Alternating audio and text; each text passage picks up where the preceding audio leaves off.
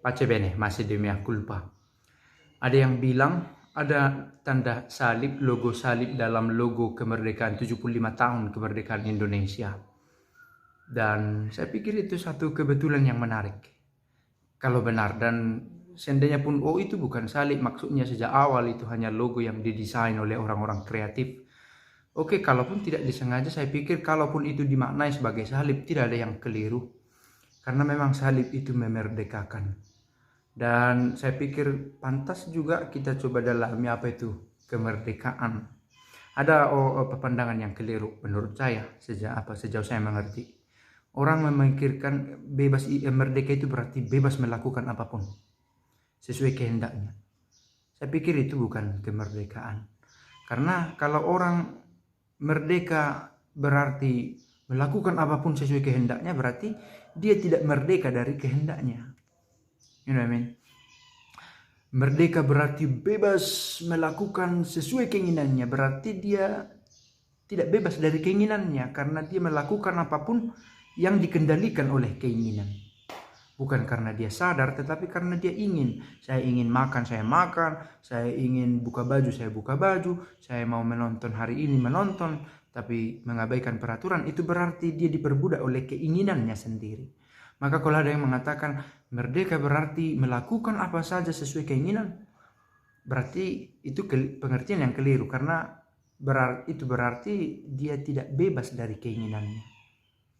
Sejauh saya mengerti dalam sudut pandang moral yang pernah saya tangkap, ya ini dalam konteks teori, meskipun secara praksis dalam praktek ini tidak selalu gampang. Bebas adalah keadaan ketika seseorang mampu menentukan dirinya sendiri. Ada peraturan hari ini harus kembali ke rumah jam 6 sore. Saya bebas keluar rumah atau di dalam rumah, pokoknya kembali jam 6 sore. Maka ketika saya di luar jam 4 sore dan perjalanan pulang setengah jam, saya bebas, merasa bebas untuk menikmati jam 4 sore itu.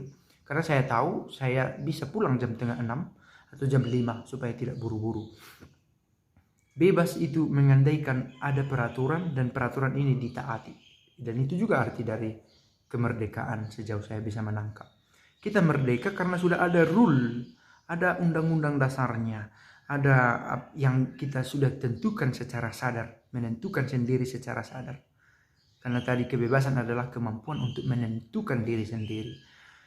Ada peraturan yang sudah ditetapkan, inilah Pancasilanya, inilah undang-undang dasarnya, ini lagu kebangsaannya, maka kita bebas menyanyikan lagu itu sebagai lagu kebangsaan. Nah, praksisnya meskipun secara de jure, secara hukum kita sudah merdeka, ada peraturan, tetapi de facto kemerdekaan itu masih sulit dicapai karena ada peraturan yang terabaikan, misal soal kebebasan beragama. Bukan hanya untuk yang kita sebutlah minoritas dalam jumlah ya, meskipun kita tidak pakai istilah minoritas untuk agama tertentu, karena semua agama pada level yang sama dalam konteks kenegaraan. Minoritas boleh jadi malah merasa lebih merdeka karena dia tahu peraturannya. Di sini membangun gereja tidak bisa pakai salib di atas menara, maka mereka bebas mendirikan gereja dengan peraturan itu. Justru ketika ada orang merasa tertekan karena ada salib di logo kemerdekaan, itu ketidakmerdekaan.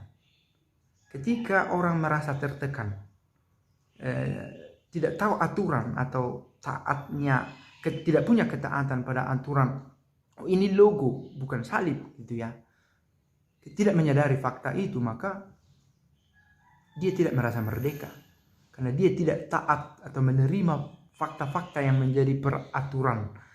Inilah logonya, kan begitu ya, sudah terang. Tapi ketika orang mau menabrak itu, itu bukan logo kemerdekaan yang mengindonesia, itu adalah kristenisasi. Itu ada penolakan, ada ketidaktaatan, maka tidak ada kemerdekaan. Orang akan merasa tidak nyaman, mulai mengecat logo itu ketika di print out, lalu dicat supaya tidak tampak salibnya. Itu tanda-tanda ketertekanan, tanda-tanda perasaan tertindas oleh satu logo salib, dan tanda-tanda ketidakmerdekaan itu, ketidakmampuan menentukan dirinya, oh ini logo bukan salibnya Kristen. Meskipun ya dari sudut pandang tadi saya katakan, syukurlah ada salib di situ. Meskipun tidak disengaja, tetapi itu menunjukkan memang salib adalah simbol yang memerdekakan. Ada rule-nya, bahwa inilah tubuh manusiawi kita yang mati, dan kita mau menentukan sendiri. Yesus menentukan sendiri. Dia bisa saja berkata, oh aku bukan Allah, lalu dia pergi, tetapi dia dengan rela menerima salib itu dan meninggal, wafat, dan kemudian dia bangkit. Dan itu adalah kemerdekaan, puncak dari kemerdekaannya dalam menentukan sendiri arah panggilannya. Dan ya akhirnya kita mendapatkan kemerdekaan ketika kita menyadari salib itu sebagai kemampuan sendiri menentukan pilihan kita untuk tetap setia pada siapa. Ya, sebuah refleksi sendiri. Bahwa salib itu memerdekakan, bahwa bila ternyata benar ada salib dalam logo kemerdekaan yang ke-75 ini, itu bagus, bukan bermaksud oh itu bukan salib. Ya memang faktanya ada garis vertikal dan horizontal atau bentuk gambar visualisasi yang ditunjukkan oleh kotak-kotak itu. Mungkin itu ketidaksengajaan yang menyenangkan. Suatu kebetulan yang disengaja. Ya, dan akhirnya ya semoga itu bisa menjadi refleksi bagi semua orang. Ya sebenarnya agak terlalu sederhana juga kalau masih mempersoalkan salib, kafir, Kristen. Karena lagu kebangsaan Indonesia sendiri pun dicipta oleh seorang kafir. Lalu bagaimana? Apakah kita tidak nyanyikan lagi? Justru lebih berbahaya itu dalam tanda petik kalau ada urusan kafir atau tidak.